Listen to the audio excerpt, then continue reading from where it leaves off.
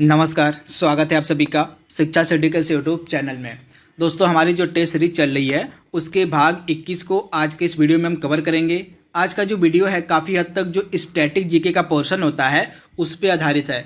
इसमें मैंने कुछ इम्पॉर्टेंट लगभग 10 से 12 क्वेश्चन जो हैं इसमें से वे स्टैटिक जीके पर आधारित हैं जो आपके एग्जाम के लिए काफ़ी महत्वपूर्ण हो सकते हैं। तो इस वीडियो का बिल्कुल ध्यान से देखिएगा तथा इस वीडियो में हमने जीके के भी प्रश्नों को सम्मिलित किया और जीके के प्रश्नों के साथ साथ हमने जो है करंट अफेयर्स के भी इम्पॉर्टेंट प्रश्नों को सम्मिलित किया हुआ है। तो चलिए वीडियो को शुरू कर लेते हैं और हमारी जो आज की टेस्ट सीरीज है 21वें नंबर की उसको सॉल्व कर लेते हैं। तो चलिए वीडियो को शुरू करते हैं।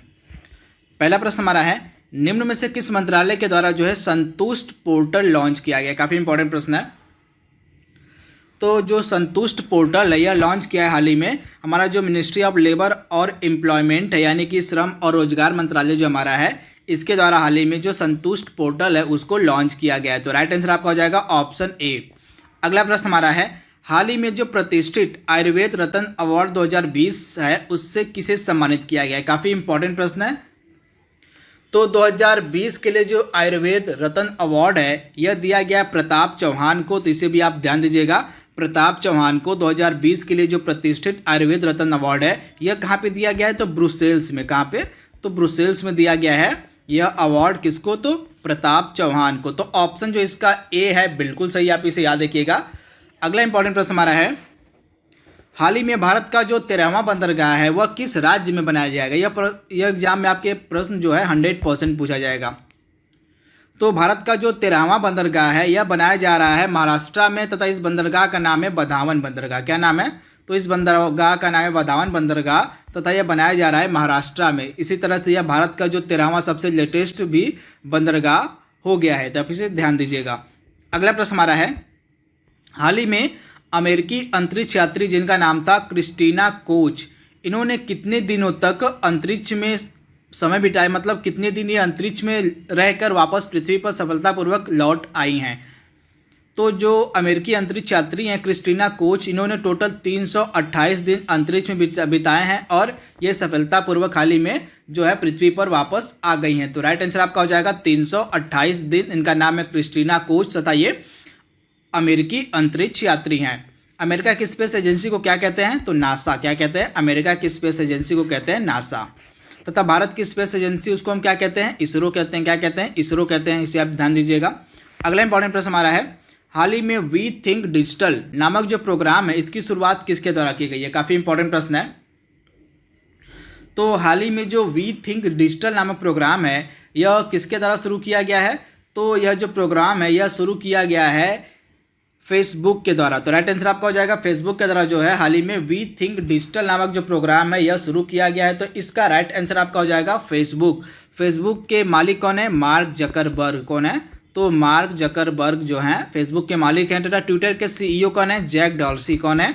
तो जैक डॉर्सी जो हैं ये ट्विटर के सीईओ हैं। तो इसे भी आप ध्यान दीजिएगा। तथा माइक्रोसॉफ्ट के सीईओ कौन है? तो माइक्रोसॉफ्ट के सीईओ हैं सत्या नडेला। कौन है? सत्या नडेला हैं माइक्रोसॉफ्ट के सीईओ। अगला इंपॉर्टेंट प्रश्न हमारा है, हाल ही में प्रवासी भारतीय केंद्र का नाम बदलकर किस प्रसिद्ध राजनेता के नाम पर रखा गया है।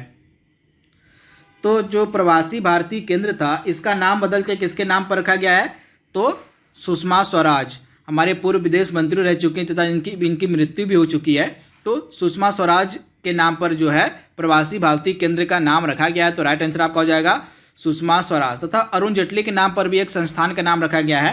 किसका? तो national institute of financial management जो था, जिसको हम शॉर्ट फॉर्म में NIFM कहते हैं। National institute of financial management ये आपको मिलेगा फरीदाबाद में। फरीदाबाद हरियाणा में। तथा इसी का नाम जो है बदल कर कल किसके नाम पर रखा गया है? तो अरुण जेटली के नाम पर रखा गया है। तो इसे भी आप ध्यान दीजिएगा। तथा प्रवासी भारतीय केंद्र का नाम सुषमा स्वराज के नाम पर रखा गया है। ये दोनों जो राजनेता हैं इन दोनों लोगों की मृत्यु हो चुकी है। अगला इंपॉर्टेंट प्रश्न हमारा है, हाल ही में किस राज्य के चक हाव चावल, जिसको हम ब्लैक राइस के नाम से भी जानते हैं, तो आपको बताना है कि किस राज्य का ये चक हाव चावल है जिसको हाल ही में भौगोलिक संकेतक टैग यानी कि GI टैग दिया गया है।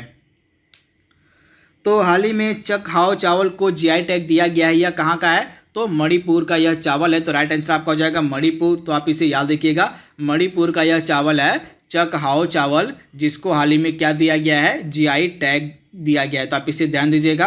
तथा जो मणिपुर राज्य है, इसमें भारत का पहला जो प्लांट क्लिनिक है यह भी खोला गया। भारत का पहला जो प्लांट क्लिनिक है यह मणिपुर में ही खोला गया है, तो इसे भी आप ध्यान दीजिएगा।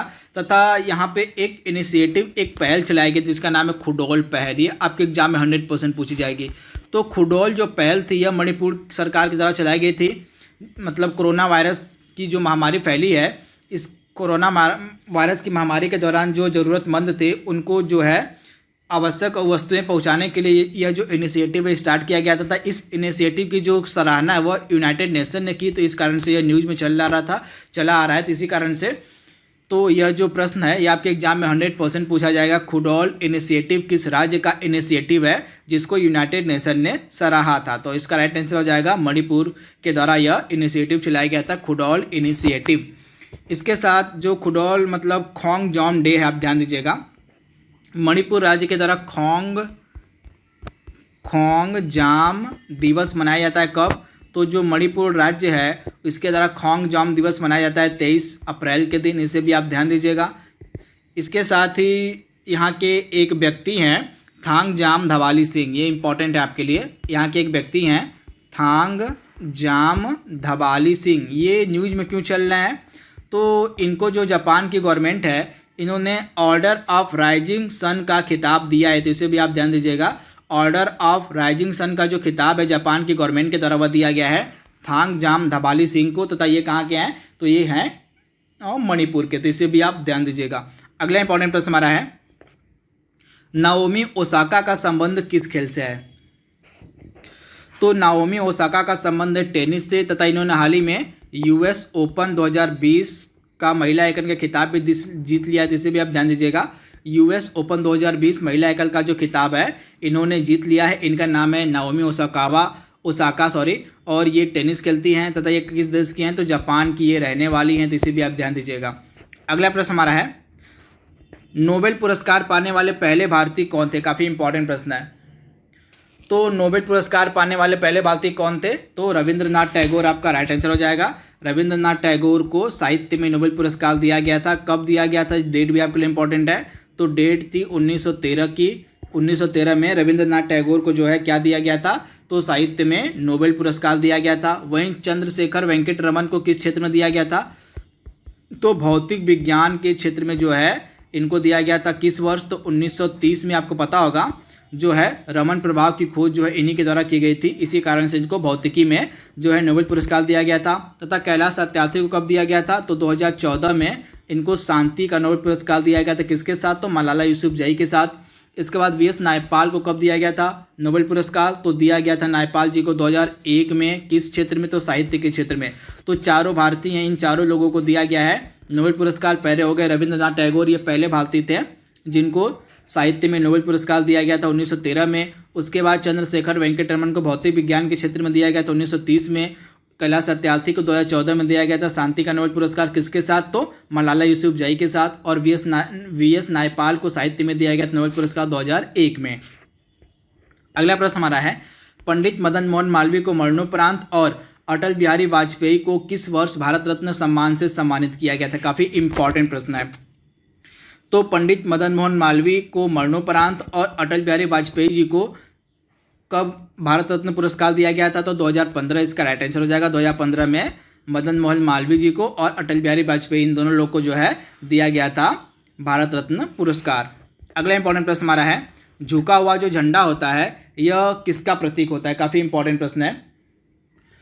तो झुका हुआ जो झंडा होता है यह किसका प्रतीक होता है? तो राष्ट्रीय शोक का प्रतीक होता है झुका हुआ झंडा। तो आप इसे ध्यान दीजिएगा, जो झुका हुआ झंडा होता है यह राष्ट्रीय शोक का प्रतीक होता है। तो राइट आंसर आपका हो जाएगा राष्ट्रीय शोक का प्रतीक।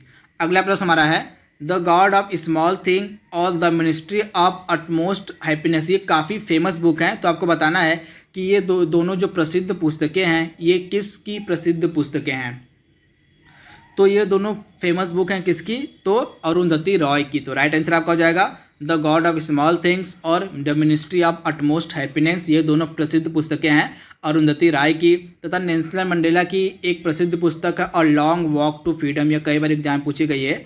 ए लॉन्ग वॉक टू फ्रीडम जो फेमस बुक है यह किसकी है? तो यह है नेल्सन मंडेला की। एम एस स्वामीनाथन क्यों फेमस है? तो भारत में हरित क्रांति के जनक माने जाते हैं एम एस स्वामीनाथन। इनकी एक प्रसिद्ध पुस्तक है क्या? तो एम एस स्वामीनाथन की प्रसिद्ध पुस्तक का नाम है to a hunger free world. क्या है? To a hunger free world M S Swaminathan की प्रसिद्ध पुस्तक है। तथा लाल कृष्ण आडवाणी की प्रसिद्ध पुस्तक का क्या नाम है? My country my life. क्या नाम है? माई कंट्री माई लाइफ जो है इनकी फेमस बुक है लाल कृष्ण आडवाणी की। तो चारों लोगों की फेमस पुस्तकें आपके दिमाग में होनी चाहिए। सबसे पहले मैंने आपको बताया the god of small things और the ministry of utmost happiness, ये फेमस बुक है अरुंधति राय की। और नेल्सन मंडेला की फेमस पुस्तक का नाम है a long walk to freedom. तो इसे भी आप ध्यान दीजिएगा। A long walk to freedom जो है यह नेल्सन मंडेला की पुस्तक है। और एम एस स्वामीनाथन की पुस्तक का नाम है to a hunger free world. और लाल कृष्ण आडवाणी की पुस्तक का नाम है माई कंट्री माई लाइफ। तो इन्हें भी आपको याद रखना है।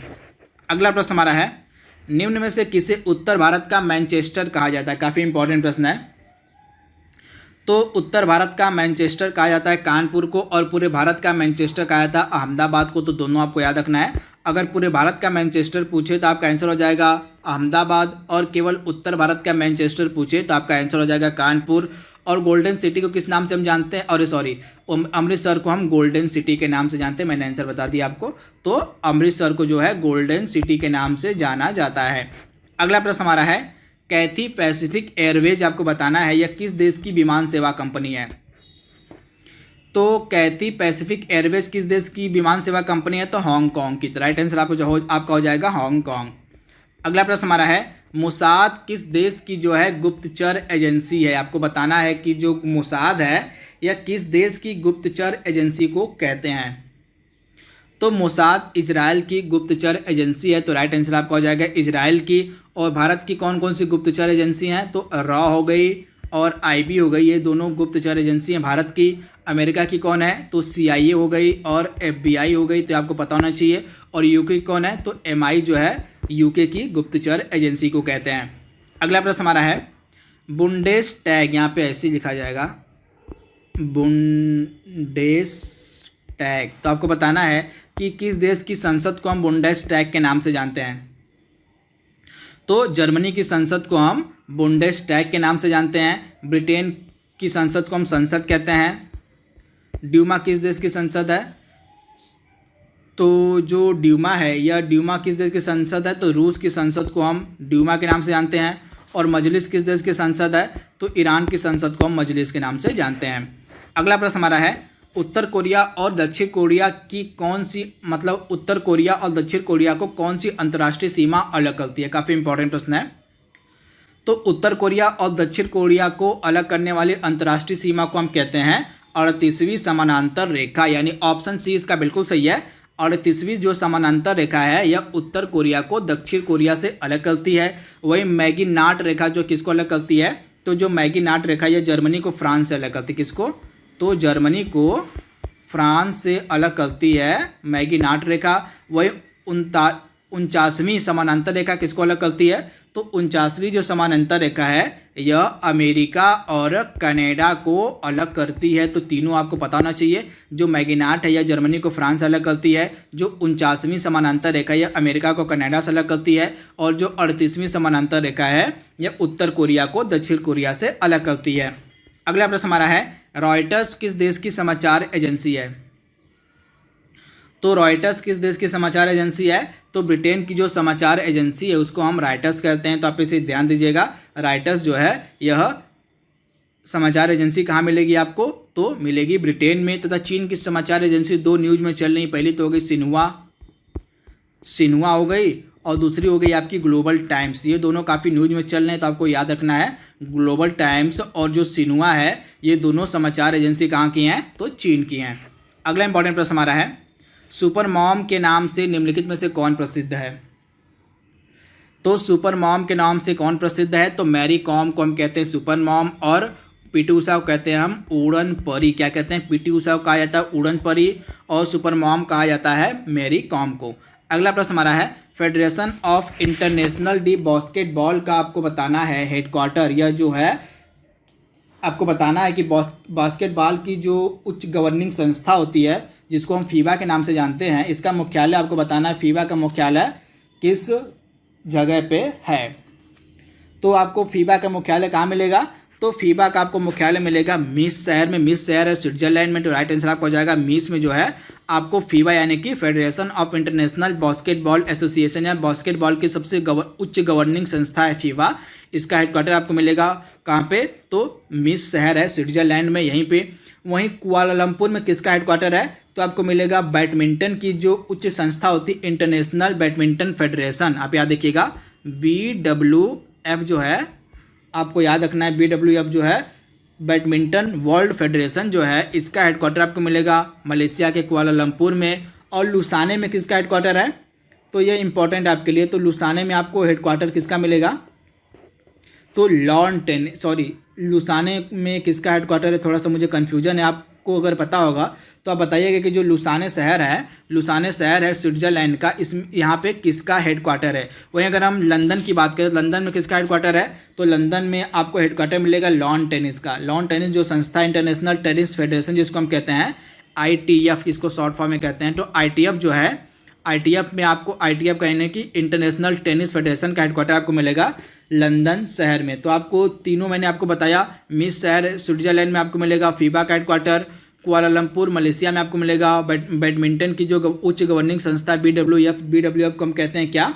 बैडमिंटन वर्ल्ड फेडरेशन, इसका हेडक्वार्टर आपको मिलेगा कुआलालंपुर में। लंदन में आपको हेडक्वार्टर मिलेगा इंटरनेशनल टेनिस फेडरेशन का। बस आपको बताना है कि लुसाने जो शहर है स्विट्जरलैंड का, यहाँ पे किसका हेडक्वार्टर है।